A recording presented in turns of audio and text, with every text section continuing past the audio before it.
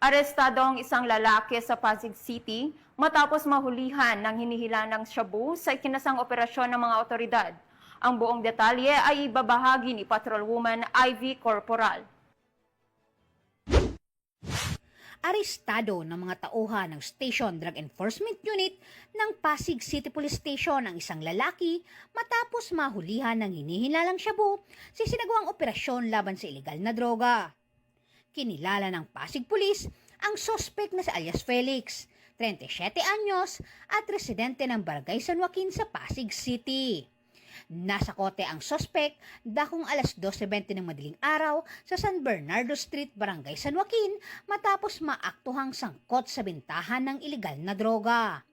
Nakumpiska mula sa kanya ang isang plastic sachet ng hinihinalang shabu na tumitimbang ng humigit kumulang 2 gramo na may malaking halaga.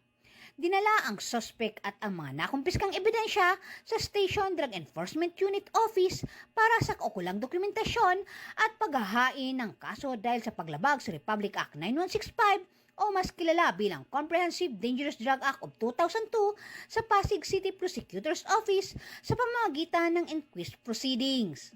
Mula dito sa Camp Bagong Diwa, Bikutan, Taguig City, ako po ang inyong PNN correspondent, Patrolwoman Ivy Corporal, alagad ng batas, tagataguyod ng Balitang Pulis.